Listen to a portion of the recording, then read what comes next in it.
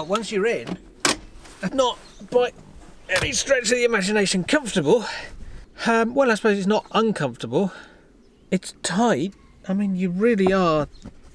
I should imagine if your driver's got shorter legs than I have, then that's great. Because this seat will move forward a bit. And if you're only a small person, let's not beat around the bush. It works, but my God, it's somewhat claustrophobic. You've got room to get in and out.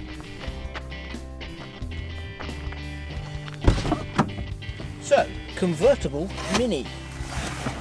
We're going to take this for a little bit of a spin with the roof on, so that we can compare it when we take the roof off. It's got a screen to let you know what's behind you, which is kind of handy, indicating, and we're off. Oh look, drivey things.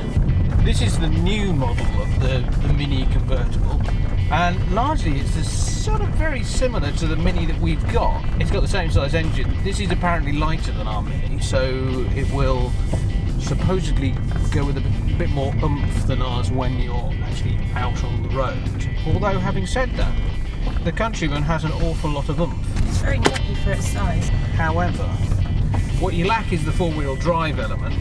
The real test of a convertible is how quiet the roof is when you've got the roof up, and how much wind you get in the car when you've got the roof down. This is quite quiet, really. When you go over little bumps and what have you, the roof makes a kind of a rattly noise. There's a slightly sort of rattly, creaky noise from it.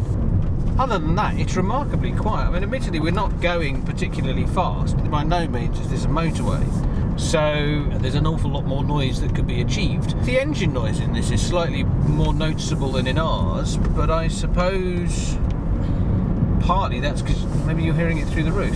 I prefer the four-wheel drive version. It's doing a better job of doing the hill. But having said that, you know, it's a nice car. As long as you're not worried about boot space, and as long as you're not too worried about the amount of leg room that the people in the back have, then I think, you know, you're all right with this. I don't know whether it's more or less economical. Would I have one? I think I prefer what we've got. If they made what we've got in a convertible, then perhaps. But also perhaps not. I'm going to pop the roof and we'll find out how much noise you get with the roof off. I reach up here and there is a button. Pull back that, I don't have to do anything other than press a button. Oh, I have to keep pressing it. We're not going to stick with that, we're going to go the whole hog, and the whole lot will then fold up behind us. It makes a noise to let me know that it's finished, which is nice. So let's find out just how much windier it gets. That's surprisingly quiet. Got a stone caught in one of the wheels, which is always fun. So you're going to get that ticking noise whether you want it or not. But of all the convertibles that I've driven, I think this is probably the quietest. And it handles nicely as well. Quite often with convertibles, the roof is something that makes them quite rigid. This doesn't feel particularly wobbly in comparison to the roofed version, so it's quite a pleasant drive. I should imagine if it was really quite bitter, you'd get quite cold quite quickly. You can see from my bonnet blowing about that there is a certain amount of wind. No, this is good. I like this. It handles off-road quite well, doesn't it? It does. I mean, this isn't really off-road. If I did this.